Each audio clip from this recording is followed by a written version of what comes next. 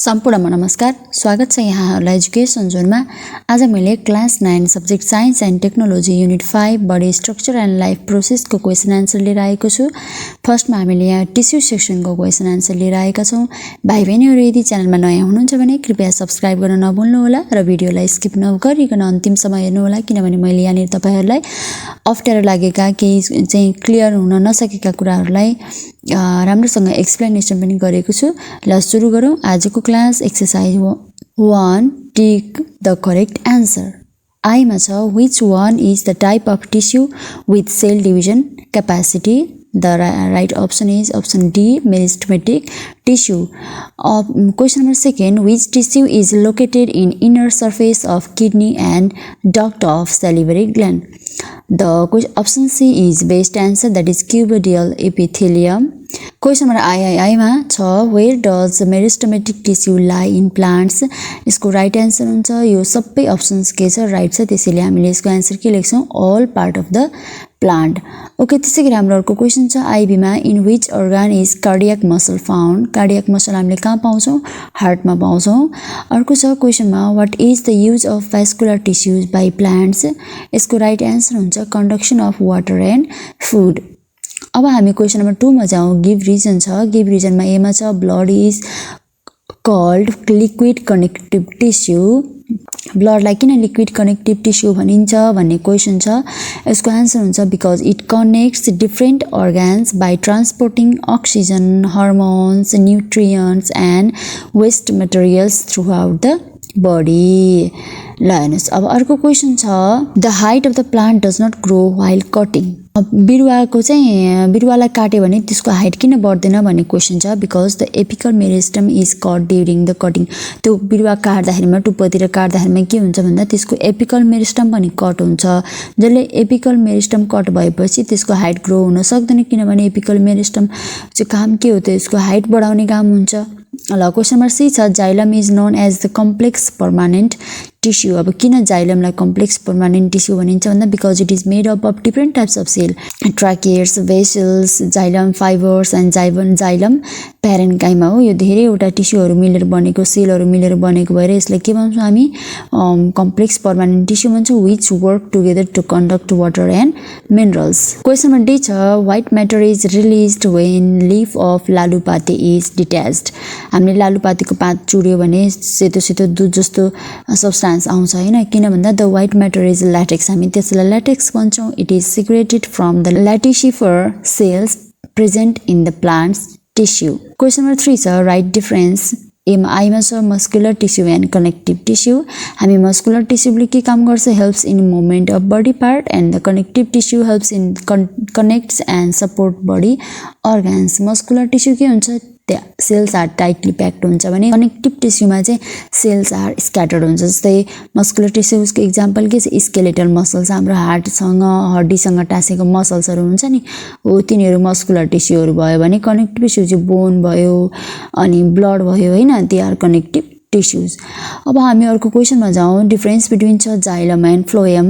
Xylem के हो त भन्दा xylem transports the water and minerals from root to different part of the plant, whereas phloem transport the food from leaf to different part of the plant. अब water and minerals different पार्टमा पुर्याउने त कहाँबाट हो त रुटबाट हो नि त। अनि भने फ्लोएम अब खानेकुराहरू यसले चाहिँ खानेकुरा लिएर जान्छ भने खानेकुरा चाहिँ केबाट लाने हो लिफबाट लाने हो भने जाइलमको के हुन्छ ट्रान्सपोर्ट इज अपवर्ड भन्ने, किनभने जराबाट सोसेर माथि माथि लाने हो, त्यसपछि अपवर्ड डिरेक्सनमा मात्रै जाइलमको यो चाहिँ ट्रान्सपोर्ट सिस्टम हुन्छ भने फ्लोएमको चाहिँ के हुन्छ transport is both upward and downward. हामीले पातमा बनेको खानेकुरालाई चाहिँ जरातिर पनि ल्याउनु पर्यो, माथितिर पनि लानु पर्यो, सबैतिर लानु पर्यो हैन, त्यसैले यसको के हुन्छ transport is both upward and downward. अनि जाइलम के हुन्छ xylem cells are mostly dead and यो फ्लोएम सेल्स मोस्टली लिभिङ। अर्को क्वेसनमा जाउँ। यहाँनिर त्यही एउटा पिक्चर छ नि, र हेर्नुहोस् त यसको मैले डिरेक्सन देखाएको छु। जाइलम भयो यसको माथि माथि मात्रै जाने हुन्छ भने फ्लोएमको चाहिँ माथि पनि जाने हुन्छ तल पनि आउने हुन्छ है टु वे फ्लो हुन्छ यसको चाहिँ वान वे फ्लो हुन्छ यसले वाटर एन्ड मिनरल ट्रान्सपोर्ट गर्छ यसले वाटर एन्ड फुड ट्रान्सपोर्ट गर्छ यो चाहिँ no in walls between the cells भने यसमा चाहिँ इन वाल हुन्छ बीचमा प्लेट्सहरु फर्मेसन भएको हुन्छ यहाँनिर हैन अनि त्यसपछि यसमा चाहिँ त्यस्तो प्लेट फर्मेसन भएको हुँदैन ल यो चाहिँ पिक्चरमा तपाईले डिफरेन्स देख्न सक्नुहुन्छ यहाँनिर एउटा पिक्चर छ यसमा चाहिँ फोटोसिन्थेसिस को बारेमा दिएको छ यो रेड कलरको दिइराछ नि यो चाहिँ जाइलम भयो माथि माथि गइराछ अनि फ्लोएमको चाहिँ के छ यो पातमा बनेको खाना यता तल पनि आएको छ पातमा बनेको खाना माथि पनि गएको छ हो त्यसैले गर्दाखेरिमा फ्लोएमको के हुन्छ टु वे फ्लो हुन्छ भने जाइलममा चाहिँ वान वे फ्लो हुन्छ तपाईले यदि यो पिक्चर दियो जाइलम र फ्लोएम के हो भनेर चाहिँ दियो एक्जाममा भने यो डाइरेक्सनले पनि तपाईले छुट्याउन सक्नुपर्ने हुन्छ है त ल अब हामी नेक्स्ट क्वेशनमा जाउँ meristematic tissue and permanent tissue. There are two types of plant tissue, meristematic and permanent. So meristematic tissue that cell divides continuously. इसको cell continuous divide भएको भए हुन्छ grow भइरहेको हुन्छ हैन number of cell भने permanent tissue मा that do not divide है इसको divide हुँदैन cells हरु अनि meristematic tissue के हुन्छ cell are small and thin wall हुन्छ भने permanent tissue मा के हुन्छ cell are large and thick wall अनि meristematic tissue मा vacuoles are absent or small हुन्छ or absent नै हुन सक्छ भने यसमा चाहिँ के हुन्छ permanent tissue मा large vacuoles are present. Okay अब हामी जाउँ अर्को डिफरेन्स बिट्विनमा स्क्लेरेन्काइमा एन्ड कोलेन्काइमा. स्क्लेरेन्काइमाको के हुन्छ सेल्स आर डेड हुन्छ हो भने यसमा के हुन्छ सेल्स आर लिभिङ हुन्छ अनि sclerenchyma that provides hardness and strength बिरुवालाई चाहिँ के गर्ने त बलियो बनाउने अलिअलि हैन सानसानो हावाहुरी आउँदाखेरि चाहिँ प्याट्टै नभाचिहाल्ने खालको स्ट्रेन्थ बढाउने हुनु पर्यो भने कोलेन्काइमाले के गर्छ प्रोवाइड सपोर्ट्स एन्ड फ्लेक्सिबिलिटी हो अलिअलि हावा आउँदा पनि प्याट्ट पनि नभाचिने तर लचकिने हैन अनि हावाहुरी सकेपछि फेरि के हुने पहिलाको कन्डिसनमा आउन सक्ने त्यस्तो टाइपको प्रोपर्टिज चाहिँ डेभलप गराउने काम कसको हो त यो कोलेन्काइमा टिस्युजको हो. अब हामी नेक्स्ट क्वेशनमा जाउँ. क्वेशन आन्सरमा छ हाम्रो ए मा छ what is life process describe with examples. के हो त लाइफ प्रोसेस भन्दा life process are the activities perform by the living organism to maintain the continue their life. हामी आफ्नो लाइफलाई कन्टिन्यू गराउनको लागि हामीले जे पनि गर्छौं नि जीवनभरिमा त्यो सबै के हुन्छ लाइफ प्रोसेस हुन्छ जस्तै digestion that intake and utilisation of the food and respiration के हुन्छ release energy from food and excretion के हुन्छ that removal of the wastage. There are lots of examples of life process but here are only 3 process are mentioned है त अझै धेरै पनि हुन्छ है. क्वेशन नम्बर बी छ plot the concept map of the classification of plant tissue and animal tissue with examples. यहाँनिर हेर्नु त एउटा चार्ट बनाउनु भनेको छ कन्सेप्ट म्याप प्लान्ट टिस्यू र एनिमल टिस्यू के हो एकदमै धेरै लामो पनि हुन्छ प्लान्ट टिस्यू मात्र. यहाँनिर अब पर्मानेन्ट टिस्यू र मेरिस्टेमेटिक टिस्यू फर्स्टमा भयो. Permanent tissues are further divided into two simple permanent tissues and complex permanent tissues. Simple permanent tissues are further divided into parenchyma, collenchyma and sclerenchyma. Then the complex permanent tissues are also divided into two parts, that xylem and phloem. But the types of xylems and the phloems are not necessary for you. हैन चाहिन त चाहिन्छ but तपाईले यहाँनिर चार्टमा चाहिँ लेख्नु पर्दैन है त. ल मेरिस्टेमेटिक टिस्युजको एक्जाम्पल्स के छ apical meristem इंटरकलरी and lateral meristem.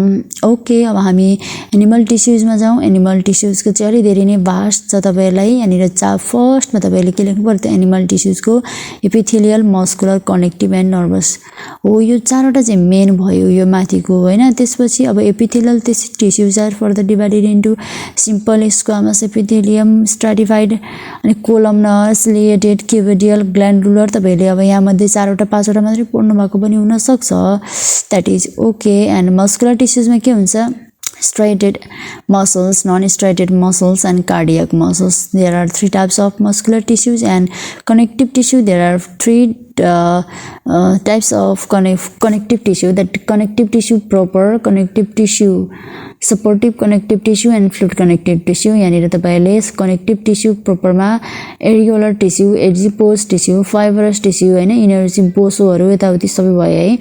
भने सपोर्टिभ टिस्युज मा के छ कार्टिलेज भयो बोन हाम्रो लागि सपोर्टिभ टिस्युज हो नि त. यदि बोन नै नभएको भए त हाम्रो बडीलाई सपोर्ट मिल्थ्यो त मिल्थेन छालाले मात्र त मिल्दैन ल. अनि त्यसपछि फ्लुइड कनेक्टिभ टिस्युमा के हुन्छ ब्लड एन्ड लिम्फ. अनि फेरि एपिथेलियल टिस्युज पनि फर्दर डिवाइडेड भएको छ. मैले अघि नै फर्स्टमै यसको डिस्कसन गरिसकेँ. क्वेशन नम्बर सी मा छ अब explain the meristematic tissues with diagram.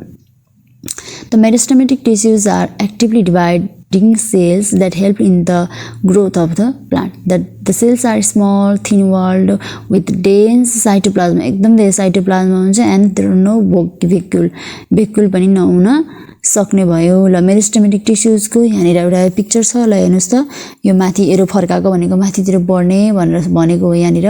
अनि त्यसपछि यसको के छ, यो टुप्पामा हुने मेरिस्टेमेटिक टिस्युको नाम के हो त, एपिकल मेरिस्टम हो। यसको काम के हो, इन्क्रिज द हाइट। अनि यो इन्टरक्यालरी भनेको चाहिँ यो टक्क दुईटाको यो बिचको भने बिचमा हुन्छ नि नोड्सहरुमा के पातहरु बलाउने ठाउँमा, त्यसलाई हामी के भन्छौँ, इन्टरक्यालरी भन्छौँ।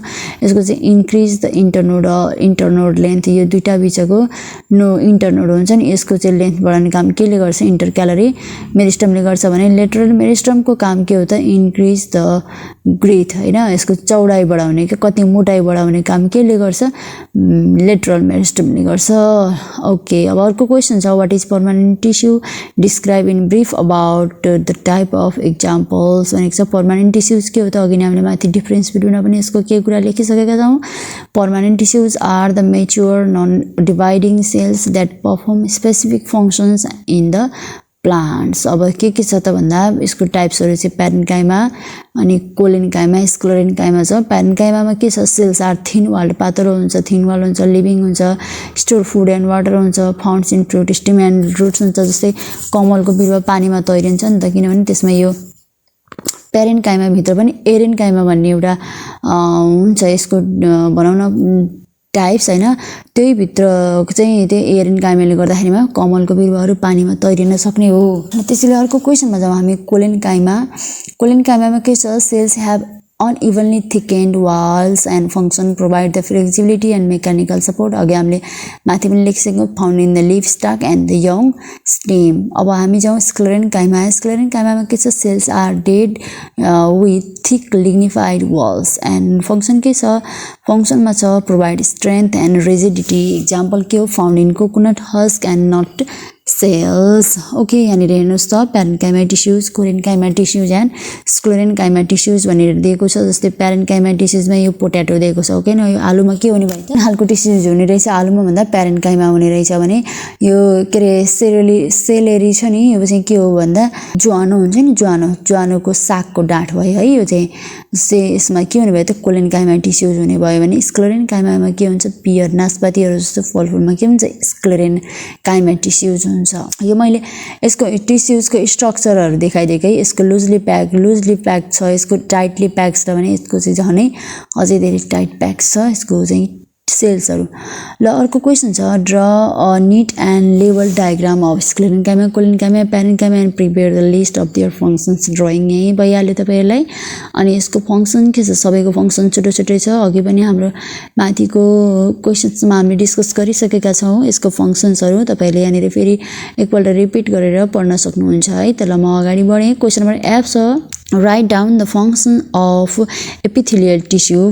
epithelial tissues को काम के हो, protects the underlying organs। जस्तै ठिक्क छाला भन्दा भित्रको अर्गानहरु हैन, भित्रको अर्गान्सहरु जस्तै भयो, अब यिनीहरुलाई के गर्ने भयो त, यिनीहरुले चाहिँ प्रोटेक्ट गर्ने भयो।